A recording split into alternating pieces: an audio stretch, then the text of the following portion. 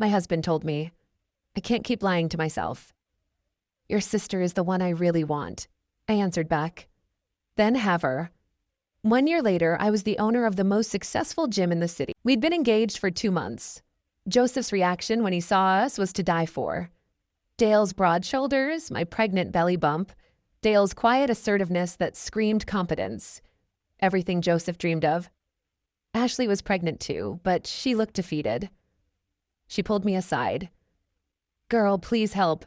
Joseph knows. By the time she started explaining, Joseph stood up and clinked his glass. Attention, everyone. Ashley's face went white. The bump you see on Ashley's belly, Joseph continued, is not because of me. Everyone went white. I'm infertile, which means that Ashley is pregnant with someone else. Then he turned to me. I love you, and leaving was my biggest mistake.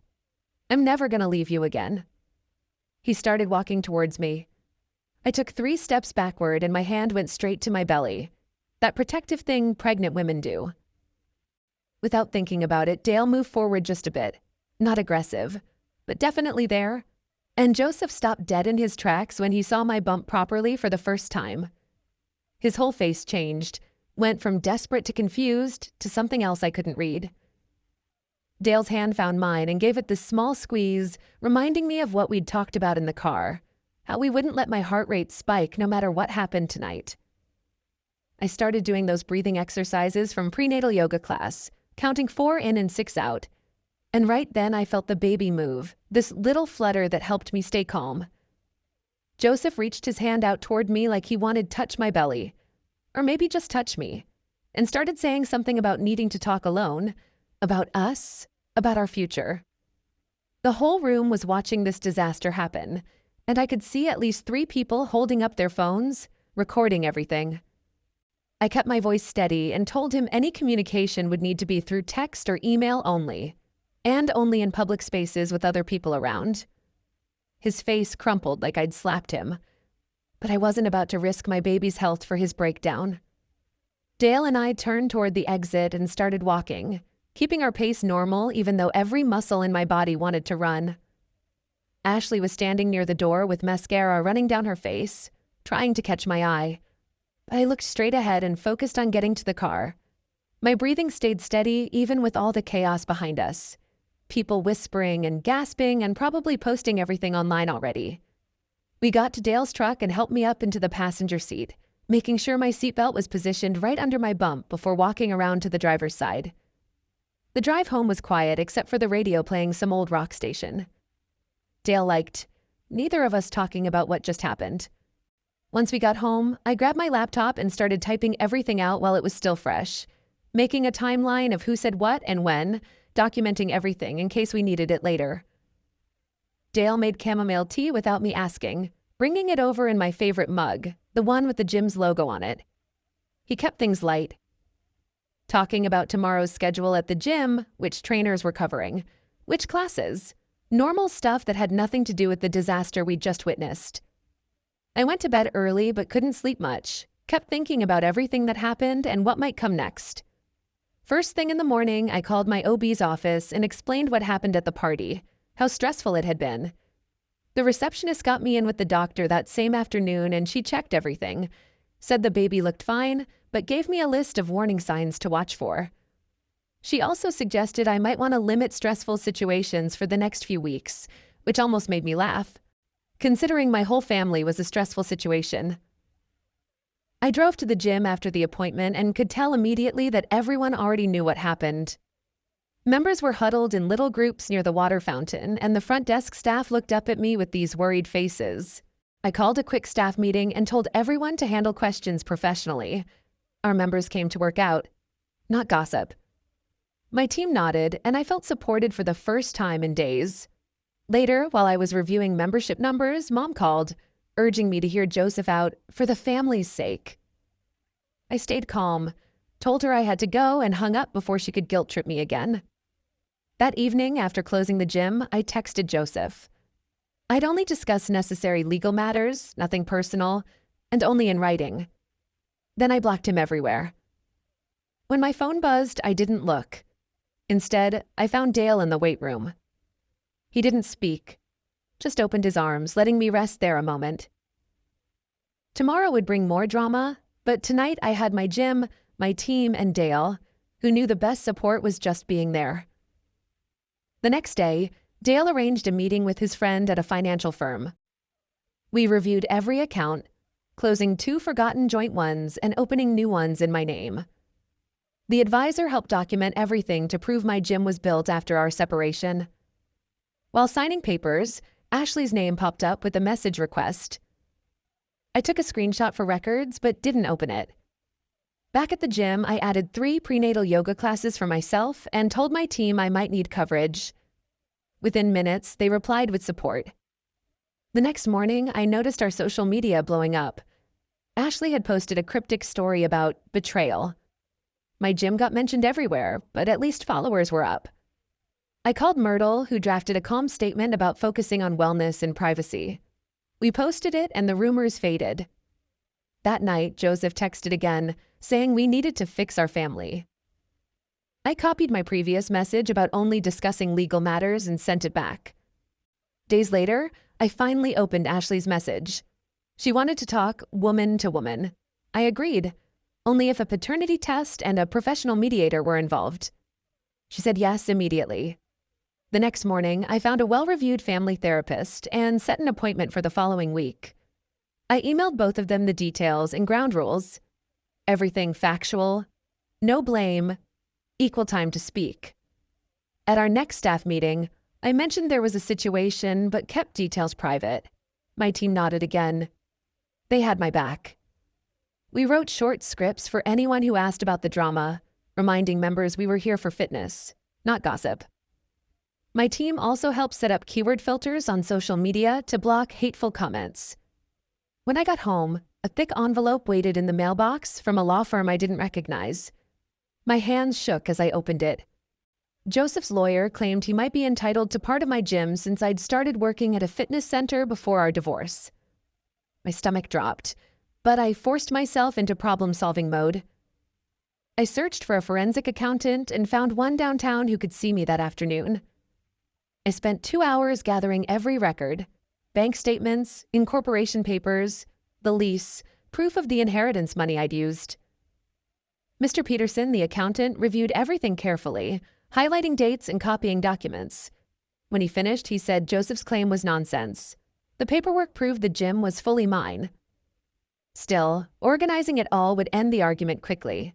That night, while cooking dinner, Dale mentioned the upcoming mediation. He said he didn't want to join the session. It might make things tenser with Joseph. He'd wait outside, close enough if I needed him, but far enough to keep things professional. I appreciated that. Later, my mom texted, "Don't destroy our family." The old guilt started to creep in, but I deleted the message and blocked her number. 2 days later, I woke up to light bleeding. Panic hit hard. Dale drove me to the ER, where an ultrasound showed the baby was fine. Just stress-related spotting. The doctor prescribed safe anxiety meds and suggested therapy for prenatal stress. The next morning, the mediator emailed with available times and clear ground rules. Stick to facts, no yelling, equal time for everyone. Just reading them calmed me. I picked a slot for the next week and sent it to Joseph and Ashley. Later, Ashley messaged that she'd agreed to the paternity test and asked if I'd come with her. I told her the mediator would handle coordination and that we should keep our distance. She replied with a thumbs up, and that was that. The mediation came sooner than I expected. Dale drove me, but stayed in the car. The office was neutral and quiet, beige walls, soft light. Joseph was already there in a suit, reading from his phone about how sorry he was, how he'd been in therapy. Then, without pause, he switched to property division talk, as if we were dissolving a company. I cut him off and said all asset discussions had to go through lawyers. No reconciliation. The mediator took notes and wrapped up by confirming no contact between sessions. Ashley's paternity test was set for next week, and all financial talks would go through lawyers. We both signed a document confirming it, and for the first time in weeks, I felt protected. That weekend, my gym hosted a charity fundraiser for a women's shelter. I showed up briefly to thank everyone, and my regulars instantly formed a protective circle around me, steering conversations away from gossip. One woman even intercepted a nosy question and changed the subject to new equipment. Their loyalty reminded me I'd built something real, something separate from all the chaos. Monday, while reviewing fundraiser numbers, a reporter called asking for comment on a leaked video from the anniversary party.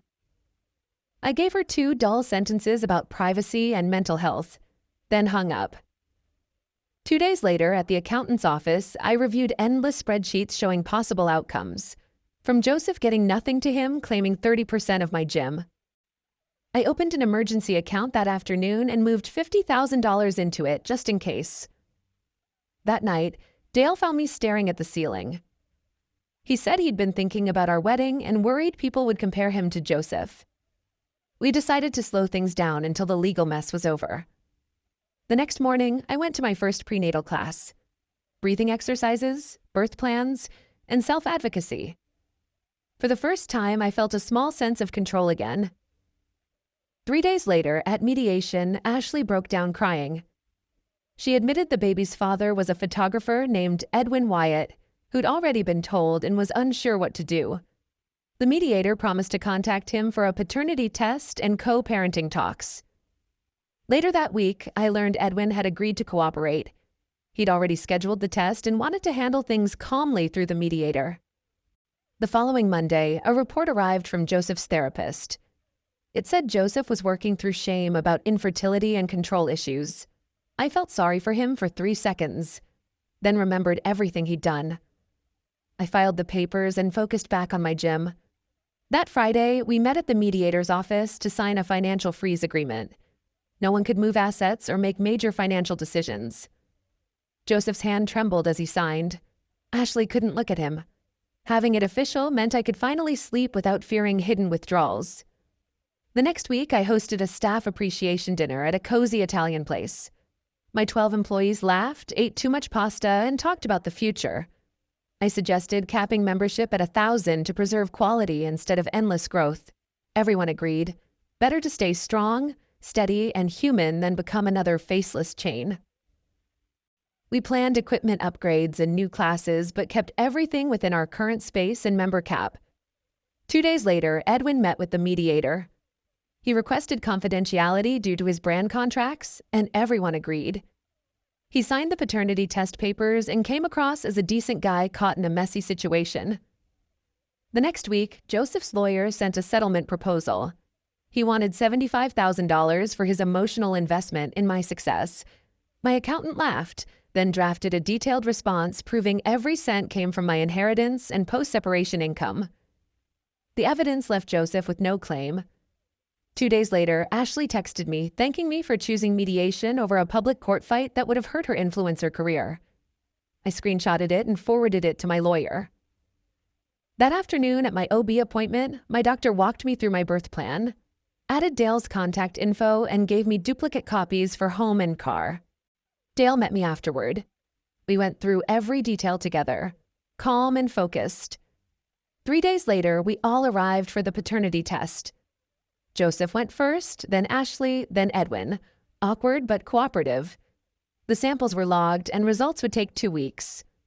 Online gossip had finally died down, and the gym's social media returned to normal. That Friday, the forensic accountant called with the preliminary report. Every renovation, loan, and purchase was funded by my own income and inheritance. Joseph's name was nowhere. She said his lawyer would be foolish to keep pushing. At Monday's mediation, Joseph read a short statement his therapist helped him write, owning his mistakes without asking for forgiveness. I stayed neutral, and the mediator moved us on. That night, Ashley posted on Instagram about taking a break to focus on health and family. The comments exploded, but she stayed silent. For the first time since the party, I actually slept. Dale noticed the difference over breakfast. 2 weeks later, the paternity results came back. Edwin was confirmed as the father, 99.9%. I felt an odd relief that the question was finally settled. Ashley and Edwin began working out a co-parenting plan through the mediator. Shared legal custody, Ashley primary care, Edwin weekends once the baby was older. He even offered to add the baby to his insurance. The mediator said they were handling it better than most couples. Joseph's lawyer finally accepted the truth. They drafted a final settlement. Joseph would get $5,000 as a goodwill gesture and sign away all claims to my business and assets. For the first time in months, I felt the weight lift. I agreed to the final settlement just to close everything for good. We met at the mediator's office on Thursday to sign the last papers. Joseph's signature was shaky, but he didn't argue. Once everything was notarized, that tight knot in my chest finally disappeared. I went back to my gym, my routine, and focused on the baby. Dale came to every appointment and practiced breathing exercises with me at night. Everything felt peaceful until 5 weeks before my due date, when a contraction hit mid-spin class so hard I had to grip the handlebars. A member who was a nurse rushed over, and Dale got to the gym within minutes, calm as ever. He grabbed her hospital bag, drove straight there, and the nurses got me into a room immediately. I was already 6 centimeters. Dale held my hand through every contraction, counting, coaching. Hours passed in a blur of monitors, beeping and pain. When the baby's heart rate dipped, the doctor warned they might need a C-section. I pushed harder. 4 hours later, at 3:47 a.m., our daughter was born. 7 pounds, 2 ounces, healthy and perfect. Dale cried when she gripped his finger. While he slept beside me in the hospital chair, I sent a short message to Ashley, wishing her an easy delivery when her time came. She read it, didn't reply, and that was okay. When we got home, I found containers of food stacked on our porch. My gym team had organized a meal train without me asking. I handed my assistant the scheduling passwords and told her to run things for 2 weeks. Got it, she texted back. 3 weeks later, I went to the final mediation session with the baby. Dale waited outside. Joseph looked calmer. He said he'd started therapy and was training for HVAC certification. He signed the divorce papers without protest. I felt light again. Free. 2 months later, Ashley sent a photo of a newborn boy in a blue blanket, thanking me for suggesting mediation. We weren't friends, but we weren't enemies either. I started bringing my daughter to the gym for early sessions, nursing her in the quiet room while the team handled everything else. My parents visited under strict rules. 2 hours, no talking about Joseph or Ashley. To my surprise, they followed them. Mom knit. Dad took endless photos. And when time was up, they hugged us and left peacefully. That weekend, Dale and I sat on the floor surrounded by baby clothes. He mentioned maybe getting married next year. No rush, no pressure, just building something real. It felt right. For the first time in a long time, everything did.